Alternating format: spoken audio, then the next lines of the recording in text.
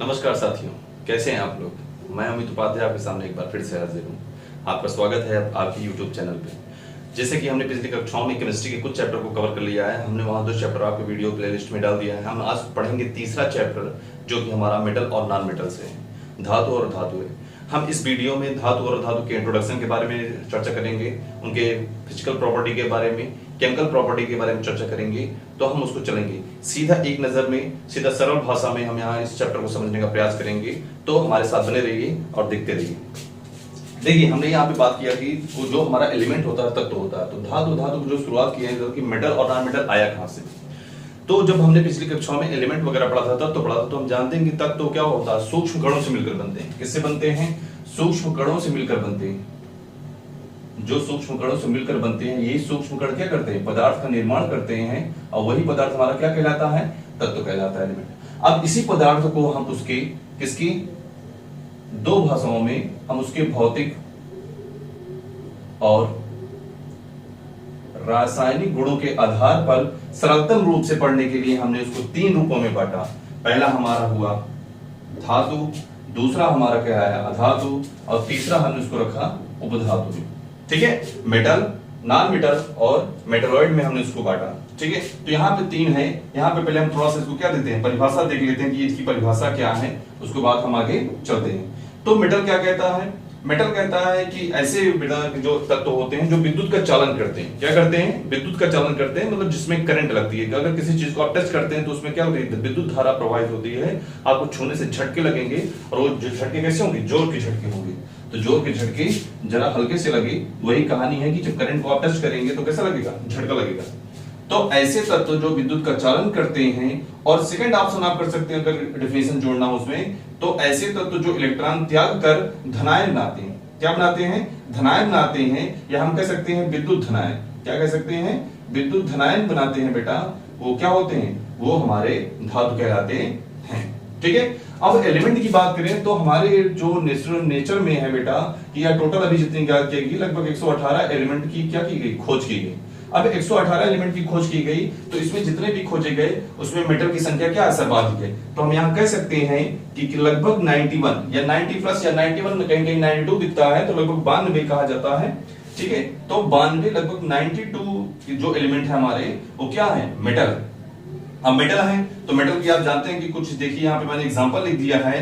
वो एग्जांपल कैसे हैं? देखिए, आपका सोडियम हुआ, पोटेशियम हुआ, कैल्शियम हुआ, मैग्नीशियम हुआ और फेरस हुआ।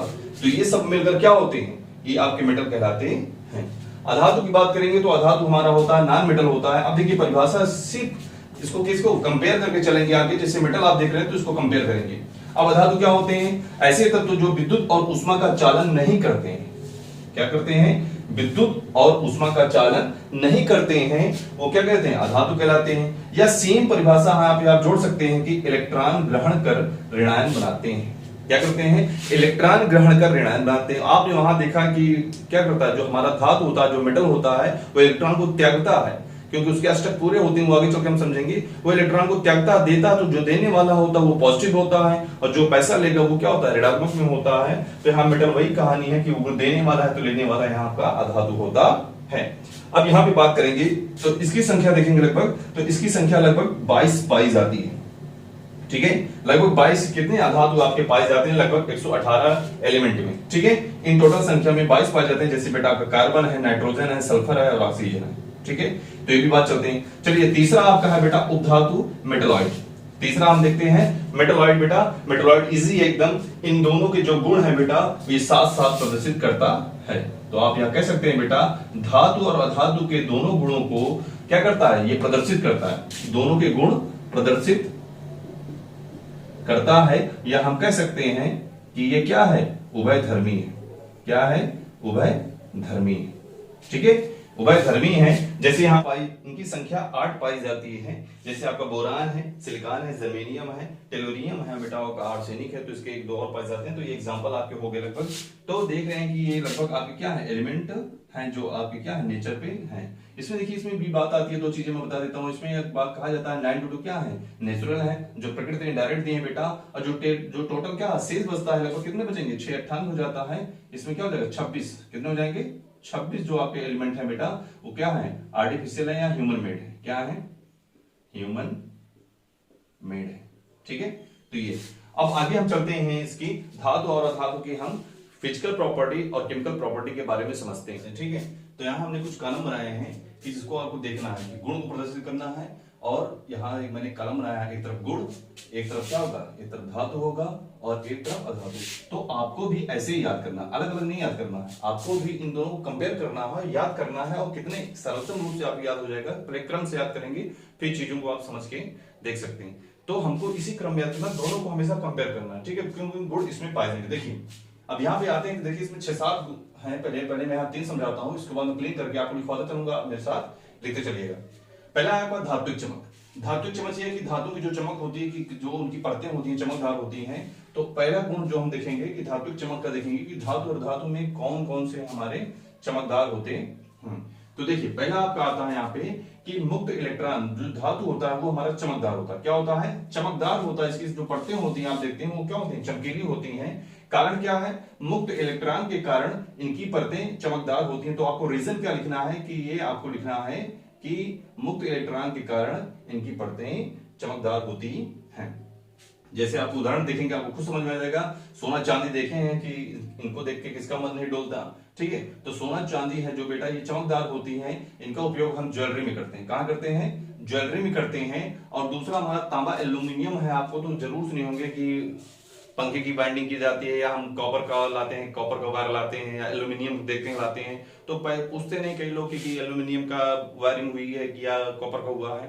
तो ये सब चीजें हैं क्या, तो इन चीज को हम इस्तेमाल करते हैं।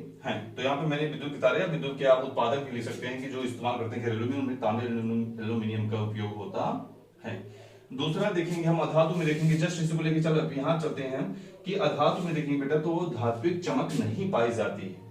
ठीक है, धात्विक चमक नहीं पाई जाती है। जैसे आप सल्फर का लेंगे, देखिए तो सल्फर का आप देखते हैं, सल्फर में चमक नहीं होती। सल्फर की सतह जो होती है वो सतह कैसी होती है, मलिन होती है, गंदी होती है।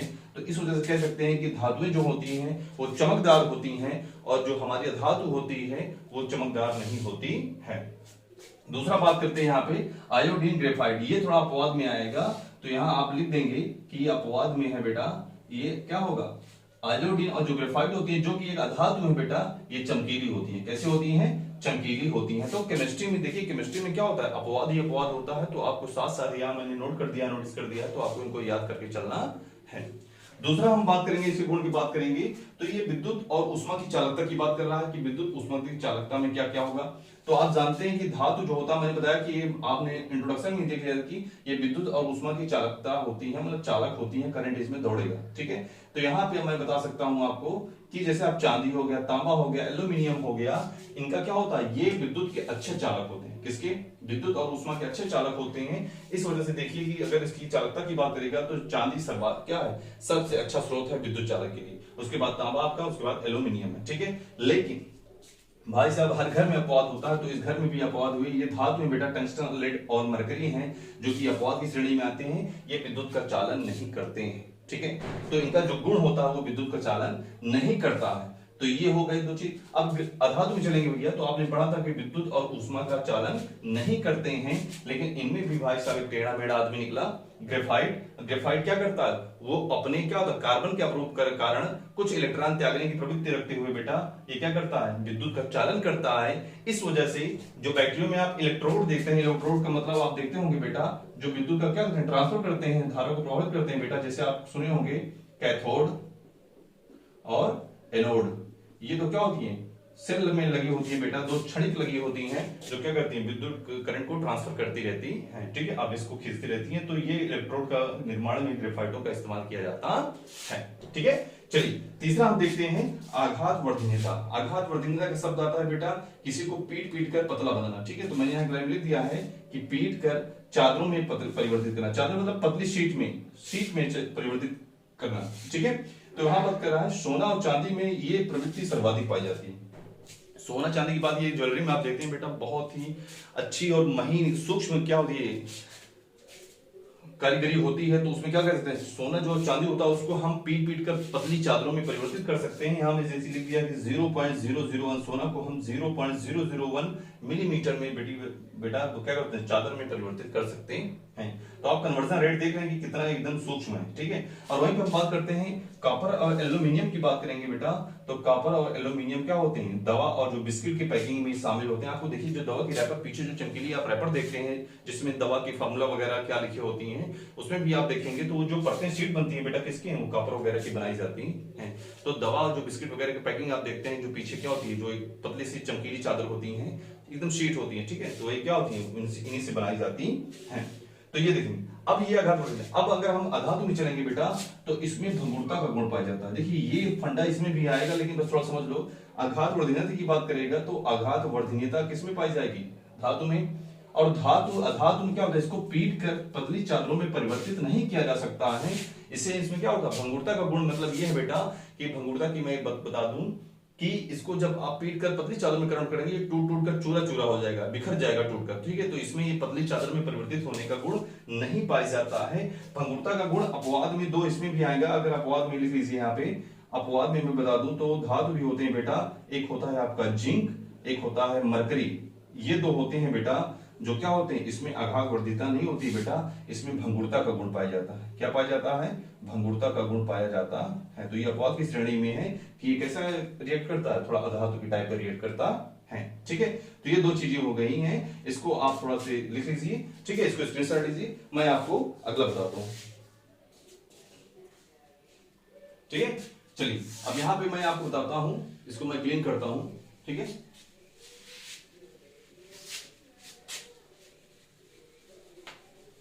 चलिए यहां पे हम देखेंगे बेटा, इसका जो अगला गुण होगा वो हम देखेंगे, चौथा हम यहां पे देखेंगे तन्यता की। किसकी देखेंगे, तन्यता की। अब तन्यता की शब्द की हम बात करेंगे आपसे, तो तन्यता का गुण समझने की बात है, तन्यने वाली। क्या बात आती है, तन्यने वाली मतलब बेटा इसको पतले तारों, किसमें, पतले तारों में आप कन्वर्ट कर सकते हैं, ठीक है। तो यहां हम लिखेंगे इसको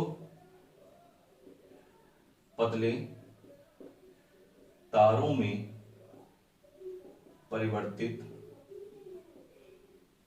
कर सकते हैं, ठीक है, कर सकते हैं। मतलब ये कह सकते हैं तन्यता का गुण इसमें पाया जाता है। अब वही बात आ गई बेटा, फिर इसमें बात आ गई, क्या आ गई कि आप सोना ले लीजिए, क्या ले लीजिए, सोना। सोना को ये कहा जाता है बेटा कि अगर 10-20 ग्राम का अगर सोना लेंगे तो 10-20 ग्राम के सोने को क्या कर सकते हैं आप, उसको लगभग 1 या 2 किलोमीटर के क्या करते हैं, तार की लंबाई बना सकते हैं। मतलब समझ रहे हैं, 10-20 ग्राम आप सोना लेंगे बेटा, तो उसको कन्वर्ट करके आप तन्यता उसको फैलाकर, क्या करके फैलाकर पतले तारों में बनाकर बेटा लगभग 2 किलोमीटर लंबाई के तार बनाए जा सकते हैं। तो ये समझ रहे हैं, ठीक है। तन्यता की बात करेगा बेटा, तो इसमें सबसे बात आएगी टंगस्टन की बात आएगी। किसकी बात आएगी, टंगस्टन की, ठीक है। ये बात आप समझ रहे हो, इसका तो समझ रहे हो नहीं समझ रहे हो। ये बेटा सर्वाधिक तन्यता पाई जाती है। क्या पाई जाती है, सर्वाधिक तन्यता, ठीक है, होती है। क्या होती है, होती है। आप समझ रहे हैं बेटा, विद्युत में, विद्युत बल्ब में जो आप देखें फिलामेंट के जो निर्माण में जो पतले पतले शीट देखते हैं बेटा, वो किसी बनाई जाती है, इसी की बनाई जाती है। मतलब लगभग ये देख रहे हैं कि आप अगर गौर से देखेंगे तभी नजर आता है, नहीं तो वो तार आपको नजर नहीं आता। वो किससे बनाई जाती है, टंगस्टन से बनाई जाती है। मतलब इसकी तन्यता देख रहे इतनी सर्वाधिक होती है कि आप मतलब कि ये कह सकते हैं कि थोड़ा अपारदर्शी टाइप आप देख नहीं सकते बेटा, ऐसे तारों का निर्माण किया जाता है। सोना हुआ, चांदी हुआ, इसमें आप क्या कर सकते हैं कि तन्यता आप बढ़ा सकते हैं। अगर अधातु की बात करेगा बेटा, तो इसमें तन्यता का गुण नहीं पाया जाता। कारण आप समझ रहे हैं बेटा, भंगुरता का गुण है बेटा। जैसे इसको पीट कर तारों में कन्वर्ट करेंगे बेटा, टूट टूट कर क्या हो जाएगा, बिखर जाएगा, ठीक है। ये तन्यता का गुण हो गया। अगर हम अगला गुण देखेंगे बेटा इसमें, तो मैं इसको इरेज करता हूं, उसको आप लिखते चलिए साथ साथ में, ठीक है।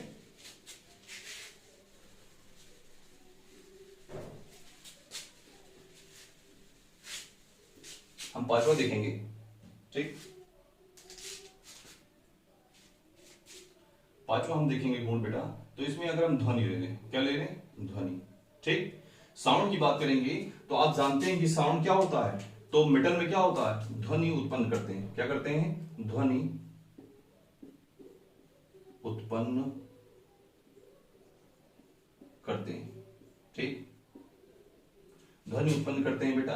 आप जानते हैं कि विद्यालय में जो घंटियां वगैरह होती हैं, आप देख सकते हैं जो विद्यालय की घंटी होती है, आज जब उसको हथौड़े या लकड़ी से कुछ पीटते हैं बेटा, तो तो क्या होता है, आवाजें उत्पन्न होती है, मतलब ये गूंज करती है और ध्वनि को क्या करती है, फैलाती है। और इसकी बात करेंगे, इसमें ध्वनि फैलाने की क्षमता नहीं होती, अधातु में ध्वनि उत्पन्न करने की क्षमता नहीं पाई जाती। ठीक है, एक इसका गुण और देखते चलिए, इसे 6-7 जो है मैं इसको समझा देता हूं आपको। एक बेटा इसका बेहतरीन है आपका, ठीक है, इसको मैं लिखता हूं गलनांक क्वथनांक। ठीक है, गलनांक क्वथनांक, थोड़ी सी गर्मी है।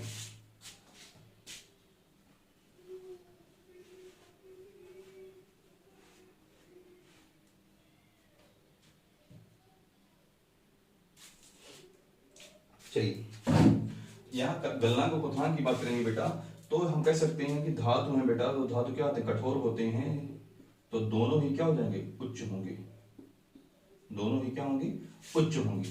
जैसे मैं आपको बता दूं, यहाँ उदाहरण बता दूं कि एक उदाहरण लेता हूं मैं आपको, यहाँ लोहा लेता हूं, क्या लेता हूं, लोहा। ठीक, लोहा की देता हूं, तो अगर हम क्या देखते हैं, गलनांक देखते हैं बेटा, तो गलनांक इसका लगभग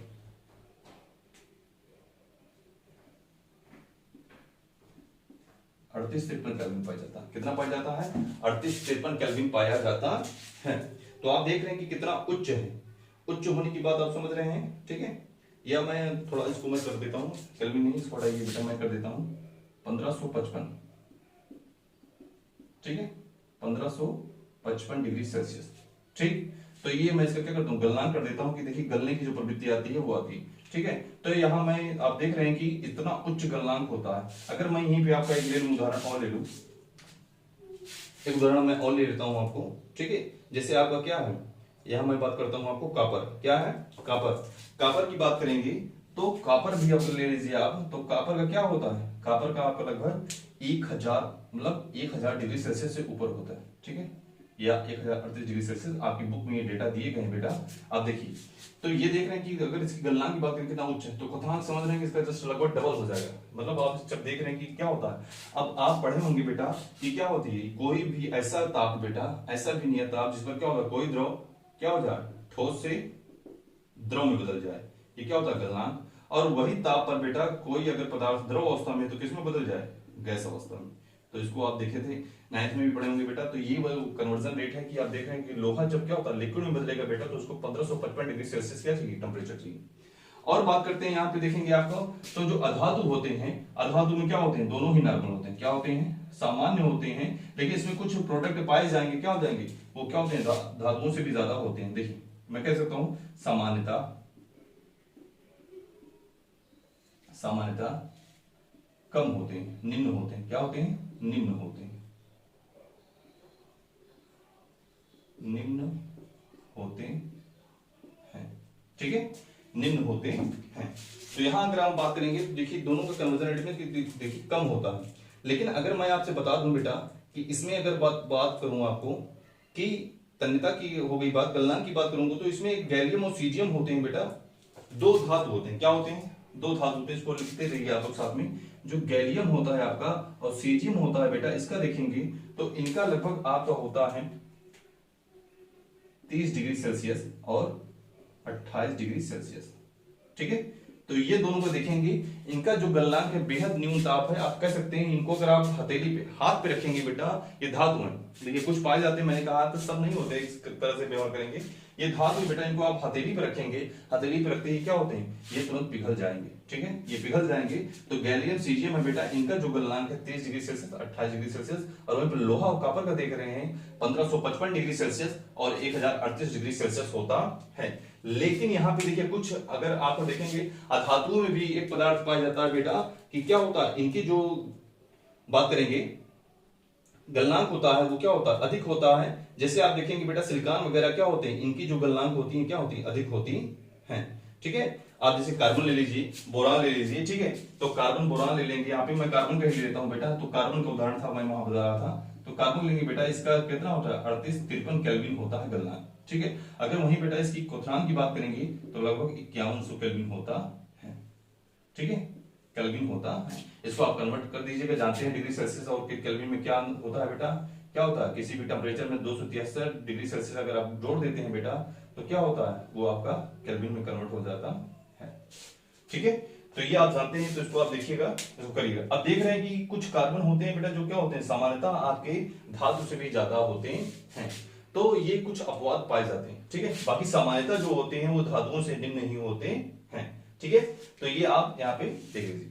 और कुछ इसकी गुणता की बात है, कठोरता की मैं बात करता हूं, इसको आप देख लीजिए, सीरियल साढ़े दीजिएगा। मैं कठोरता की बात करता हूं।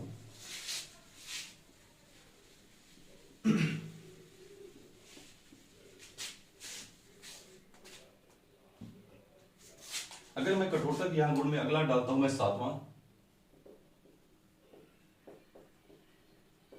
कठोरता की बात करता हूं बेटा, तो समानता क्या होते हैं, ये कठोर होते हैं। क्या होते हैं, ये कठोर होते हैं, या तो क्या होते हैं, ठोस होते हैं, ठीक।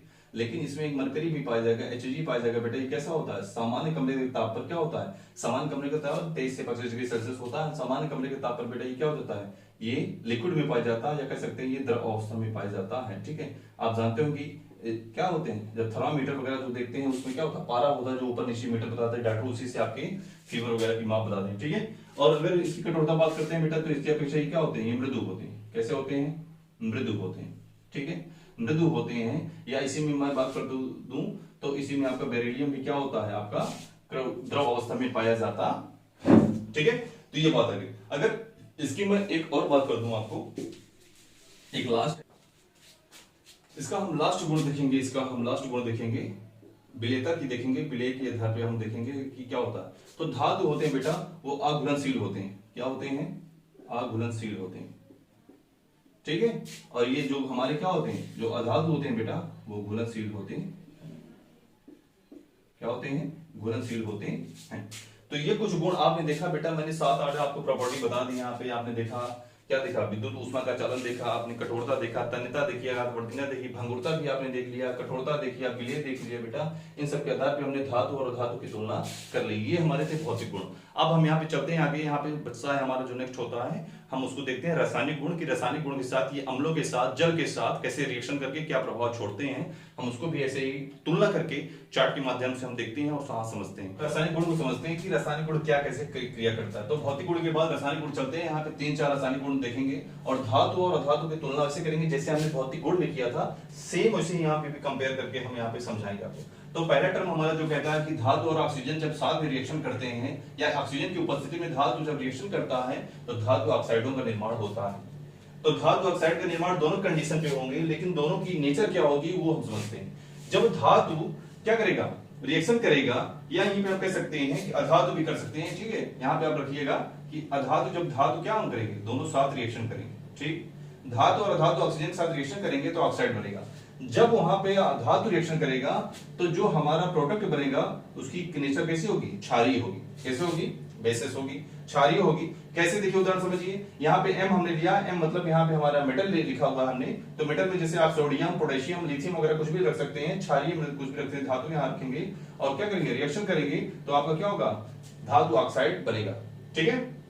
धातु और अधातु ऑक्साइड दोनों आप यहाँ पे लिख सकते हैं, ठीक है। तो ये गुण में हो जाएगा।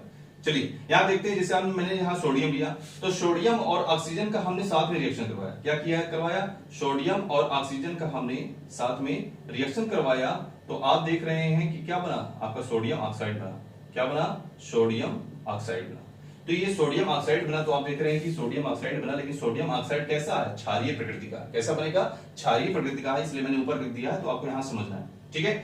अब दूसरे कंडीशन में आप यहाँ चलते हैं प्रॉपर्टी में, तो यहाँ पे देखेंगे जब कोई अधातु जिससे आप कार्बन ले रहे हैं, ऑक्सीजन के साथ रिएक्शन करवाते हैं तो आपका कार्बन डाइऑक्साइड बनता है। कार्बन डाइऑक्साइड की प्रकृति थोड़ी सी क्या होती है, अम्लीय होती है। कैसी होती है, अम्लीय होती है। या हम कह सकते हैं यहाँ पे कार्बन डाइऑक्साइड का, जब आप ऑक्साइड जल, ये जल नहीं है, जल के साथ साथ ये क्या, ऑक्साइड जल है। इसमें देख रहे हैं कि क्या आ रहा है, ऑक्सीजन के सिर्फ एक परमाणु, ठीक है। तो ये ऑक्साइड जल होगा। ऑक्साइड जल और कार्बन डाइऑक्साइड जब रिएक्शन करेंगे तो आप देख रहे हैं बेटा क्या बन रहा है, आपका कार्बोनिक अम्ल बन रहा है। क्या बन रहा है, कार्बोनिक अम्ल, ठीक है। तो ये कार्बोनिक अम्ल बनेगा। मैं इसलिए यहाँ पे H2O दर्शा रहा हूँ, थोड़ा समझिएगा, क्योंकि अभी मैं जल के साथ रिएक्शन कराऊंगा तब वहां पे जल मत समझिएगा, जल ही है, लेकिन जल के रूप में क्या है, ऑक्साइड है। किसका है, ऑक्साइड है। आप देख रहे हैं हाइड्रोजन और ऑक्सीजन के परमाणु मिलकर बने हुए हैं, ठीक है। तो ये कंफ्यूज ना होइएगा। तो यहाँ पे आपका कार्बोनिक अम्ल बन रहा है, कार्बोनिक अम्ल जा रहे हैं, कैसा है, अम्लीय, ठीक है। दूसरा कंडीशन हम देखते हैं कि जब धातु और हाइड्रोजन का रिएक्शन करवाएंगे, धातु और हाइड्रोजन का रिएक्शन करवाएंगे, या मैं कह सकता हूं कि अधातु का, किसका, अधातु का जब साथ में रिएक्शन करवाएंगे तो आपका प्रोडक्ट क्या बनता है, हाइड्राइड बनता है। क्या बनता है, हाइड्राइड बनता है। जैसे फिर मैंने यहाँ पे एग्जांपल लिया है, या सोडियम लीजिए, हाइड्रोजन लीजिए, रिएक्शन करवाइए और सोडियम हाइड्राइड बनता है। क्या बनता है, सोडियम हाइड्राइड। ठीक है, तो ये आपका बनेगा प्रोडक्ट। ठीक है, तो यहां पे हमने सोडियम लिया, हाइड्रोजन के साथ रिएक्शन करवाया तो 2NaH बनकर आपका बाहर आया। जस्ट हम अधातु में देखेंगे, जब यहाँ पे नाइट्रोजन और हाइड्रोजन का रिएक्शन होगा फिर भी हमारा प्रोडक्ट हाइड्राइड ही बनेगा। यहाँ पे देख रहे हैं बेटा क्या बना है आपका, अमोनिया। क्या बना है, अमोनिया। या आप ऐसे क्या बना सकते हैं, मीथेन। मीथेन का कार्बन के साथ हाइड्रोजन रिएक्शन करवाएंगे बेटा तो CH4 बनेगा, आपका मीथेन बनता है। ये रिएक्शन हुआ। तीसरा कंडीशन हम जब देखेंगे कि धातु और जल, अब देखिए यहां पे जल की बात आ गई। जब धातु किसी जल या अधातु किसी जल से रिएक्शन करेगा, कैसे करेगा, अधातु किसी जल से, यहां मैं थोड़ा मैच करता हूं, ठीक है, थोड़ा सा यहां समझिएगा। जब धातु जल के साथ रिएक्शन करेगा तो ऑक्साइड और हाइड्रोक्साइड बनेगा। कैसा बनेगा, ऑक्साइड या हाइड्रोक्साइड बनेगा और हाइड्रोजन गैस वहां निकलेगी। ठीक है, तो यहां पहले मैंने पॉइंट लिख दिया कि जल के साथ अब क्रिया, जब अधातु जल के साथ रिएक्शन करती है तो अधातु क्रिया करती ही नहीं। ठीक है, नहीं करती है। और यहाँ पे धातु करेगा, इसलिए मैंने धातु के साथ अधातु नहीं लिखा। ठीक है, इसको समझिएगा। तो यहाँ पे मैंने कैल्शियम लिया, धातु लिया, ठीक है, धातु लिया, कैल्शियम लिया और जल के साथ रिएक्शन करवाया तो आप देख रहे हैं क्या बना, कैल्शियम हाइड्रोक्साइड बनता है यहाँ पे। और आप देख रहे हैं क्या बना, H2O बना। क्या बन गया, H2O बना। ऐसे आप फेरस के साथ रिएक्शन करवाएंगे तो वहां पे क्या बनेगा, फेरस ऑक्साइड बनेगा, हाइड्राइड भी बनेगा। आप एग्जांपल रख सकते हो। ठीक है, तो ऑक्साइड और हाइड्रोक्साइड दोनों कंपोजिशन क्या, दोनों पोजीशन पे दोनों कंपाउंड बन सकते हैं। ठीक है, या ऑक्साइड बनेगा, हाइड्रोक्साइड बनेगा। लेकिन आपको ये गौर करना है कि हाइड्रोजन गैस आपको निकालना है। जब कोई धातु जल के साथ रिएक्शन करेगा तो हाइड्रोजन गैस निकलेगी जरूर। क्या करेगी, निकलेगी जरूर। और इसमें आप अधातु में कह सकते हैं बेटा कि जल के साथ अक्रिया ये नहीं करती, जल के साथ रिएक्शन नहीं करती है। तो ये तीन कंडीशन आपने देख लिया। चौथा कंडीशन हमारा है, जब धातु अम्ल के साथ क्या करेगा, रिएक्शन करेगा, उसके संपर्क में आएगा तो क्या प्रभाव पड़ेगा। वहां मैं 2-3 अम्ल लूंगा और आपको बताऊंगा कैसे कैसे रिएक्शन करता है। थोड़ा सा यहाँ से एक मैं और बता देता हूं बेटा, यहाँ पे क्या होता था, यहाँ पे आप लिख लीजिएगा सोना, सोना। ठीक है, यहाँ पे आप लिख लीजिएगा टंगस्टन। ये बेटा कुछ उदाहरण है कि जो जल के साथ रिएक्शन नहीं करेंगे। ये आप लिख लीजिएगा, नोट कर लीजिएगा बेटा। ये 2-3 उदाहरण हैं जो क्या करेंगे, आपके जल के साथ रिएक्शन नहीं करेंगे। यहाँ टंगस्टन ना लिखिएगा, ठीक है, कंफ्यूजन हो जा रहा है। टंगस्टन ना लिखिएगा, यहाँ पे लेड लिखिएगा। ठीक है, लेड लिख दीजिएगा। ऐसे 4-5 हैं बेटा जो आपके जल के साथ रिएक्शन नहीं करेंगे, रिएक्शन नहीं करेंगे। सोना हो गया, लेड हो गया, आप कॉपर लिख सकते हैं। ये 2-3 उदाहरण आपके हैं बेटा जो क्या होते हैं, ये जल के साथ रिएक्शन नहीं करेंगे, जल के साथ रिएक्शन नहीं करेंगे। ठीक है, तो ये आप लिखिए। हम चलते हैं, चौथा देखते हैं, इसका स्क्रीनशॉट ले लीजिए। चौथा हम देखेंगे धातु जब अम्ल के साथ रिएक्शन करेगा। एक हमारा लास्ट बच जाता है, लास्ट हम देखेंगे यहाँ पे, जब धातु हमारा किसके साथ, अम्ल के साथ रिएक्शन करेगा तो धातु लवण बनेगा और हाइड्रोजन गैस बनेगी। ठीक है, यहाँ पे तो यहाँ पे मिलेगी, पहले बता देता हूं कि जो अधातु है बेटा वो आपके अम्लों के साथ रिएक्शन नहीं करता है। तो यहाँ पे याद रखेंगे, जल और अम्ल के साथ रिएक्शन नहीं करता है तो बचता है हमारा धातु। अब धातु के साथ क्या घटनाएं घटती हैं उसको हम लोग यहाँ पे समझते हैं। ठीक है, तो देखिए पहला 3 कंडीशन होगा।